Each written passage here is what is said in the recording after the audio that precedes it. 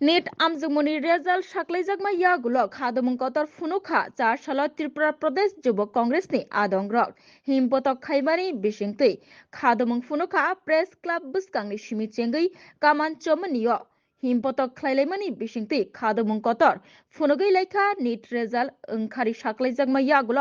त्रिपुरा प्रदेश जुब कांग्रेसनि आदंग्रक तै आबाय बाक्सनो कामान चमनियो धर्मेन्द्र प्रधाननि बिनि पुतला सनामुइ बिनि पुतलाव हर फुनागै खादुमुं कतर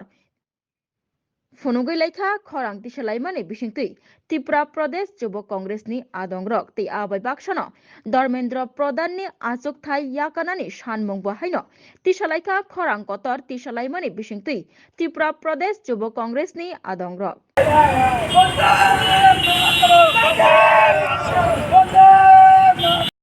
দেখুন আপনারা সকলেই জানেন এবং মানুষ রোজ এটার সম্মুখীন হচ্ছে যে এই ভারতীয় জনতা পার্টি হয়েছে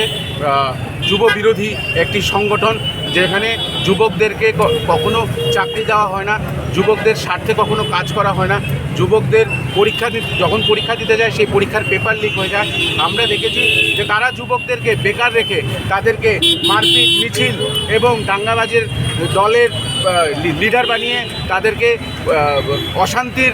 কাণ্ডারি বানিয়ে তুলেছে এই ভারতীয় জনতা পার্টি। লিড পরীক্ষাতে যে দুর্নীতি হয়েছে সেই দুর্নীতির প্রতিবাদে আজ ত্রিপুরা প্রদেশ যুব কংগ্রেস এখানে এসছে এবং তারা অতি সত্বর ভারতবর্ষের যে এডুকেশন মিনিস্টার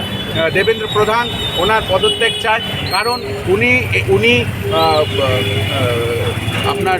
টিউশন মাফিয়াদের সঙ্গে মিশে এই পেপারটাকে লিক করিয়ে দিয়েছে এবং গ্রেস মার্কের নামে নোংরা রাজনীতি খেলার চেষ্টা করেছে। যেখানে আমরা দেখেছি যে 2022-2023-এ দুজন আর 2022-এ একজন টপার হয়েছিল। সেখানে দেখেছি যে এই বছর 79 পিপল 720 মার্কস পেয়েছে এবং তারপরে যখন কেস করা হয়েছে সেখানে গ্রেস মার্কগুলো কাটানো হয়েছে। এবং আমরা এটাও দেখেছি অবাক করার মতন চাঞ্চল্য ঘটনা যে যেখানে রেজাল্ট বেরোনোর কথা ছিল 16 জুন, সেখানে ইলেকশনের রেজাল্টের দিন রেজাল্ট বের করে দেওয়া হয়েছে যাতে কোনো রকমভাবে স্টুডেন্টদের কথা না শোনা হয়, কারণ সেদিন প্রেস এবং সবাই ইলেকশনের রেজাল্ট কভার করার জন্য বিজি থাকবে। এই নোংরা রাজনীতির বিরুদ্ধে আমরা ত্রিপুরা প্রদেশ যুব কংগ্রেস এক সংগঠিতভাবে ওনার আমাদের ধর্মেন্দ্র দেবেন্দ্র পদত্যাগ চাচ্ছি এবং আমরা অতি সত্বর যাতে নিট পরীক্ষা আবার রিটেক করা হয় তার আহ্বান আমরা ত্রিপুরা প্রদেশ যুব কংগ্রেসের তরফ থেকে জানানো হয়েছে।